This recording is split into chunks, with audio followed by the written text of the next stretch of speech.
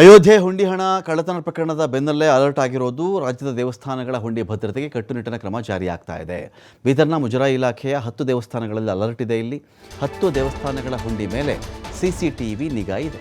ಮೈಲಾರ ಮಲ್ಲಣ್ಣ, ಝರಣಿ ನರಸಿಂಹಸ್ವಾಮಿ, ಚಾಂಗ್ಲೇರ ವೀರಭದ್ರೇಶ್ವರ, ಹೊನ್ನಿಕೇರಿ ಸಿದ್ದೇಶ್ವರ, ಪಾಪನಾಶ ಲಿಂಗ ಸೇರಿದಂತೆ 10 ದೇವಸ್ಥಾನಗಳ ಮೇಲೆ ಹದ್ದಿನ ಕಣ್ಣಿಡಲಾಗಿದೆ. 13 ಹುಂಡಿಗಳಿಗೆ 16 CCTV ಕ್ಯಾಮೆರಾಗಳನ್ನು ಅಳವಡಿಸಲಾಗಿದೆ.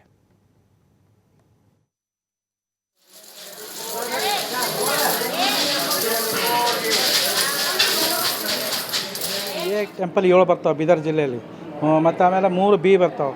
ಈಗ ನಾವು ಎಲ್ಲ ಕಡೆ CC ಕ್ಯಾಮ್ರಾ ಮುಚ್ಚಿದ್ದೀವಿ. ಈಗ ಮತ್ತೆ ಮುಂದೆ ಏನು ಸರ್ಕಾರದಿಂದ ನಿರ್ದೇಶನ ಬರ್ತಾ ಅದ್ರ ಪ್ರಕಾರ ಕ್ರಮ ಕೈಗೊಳ್ತೀವಿ.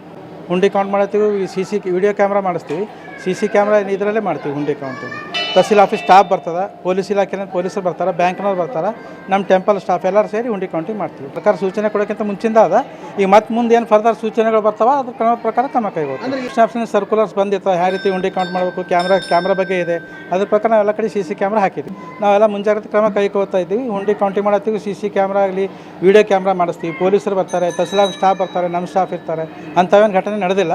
ಇನ್ನು ಮತ್ತೆ ಮುಂದೆ ಸರ್ಕಾರದಿಂದ ಮತ್ತೇನು ನಿರ್ದೇಶನ ಬಂದರೆ ಅದ್ರ ಪ್ರಕಾರ ಕ್ರಮ ಕೈ. CCTV ಜಾಗೃತಿ ಜನರ ಭದ್ರತೆ ಕಡೆಯಿಂದ ಯಾರು ಬಂದವ್ರು ಕಳ್ತನ ಆದರೆ, ಯಾರ ಮಗು ಅದು ಕಳೆದ್ರೆ ಅಂಥ ಪ್ರಕರಣಗಳಿಗೆ ಹಾಕಿದ್ದೀವಿ. ಮತ್ತು ಹುಂಡಿ ಕೌಂಟಿಂಗ್ ಕಡೆಯಿಂದ ಹಾಕಿದ್ದೀವಿ. ಹುಂಡಿ ಕಡೆಯಿಂದ ಇದೆ. ಇತ್ತೀಚೆಗೆ ನಮ್ಮ ಟೆಂಪಲ್ 7 ಬರ್ತಾವೆ ಬೀದರ್ ಜಿಲ್ಲೆಯಲ್ಲಿ, ಮತ್ತು ಆಮೇಲೆ 3 B ಬರ್ತಾವೆ. ಈಗ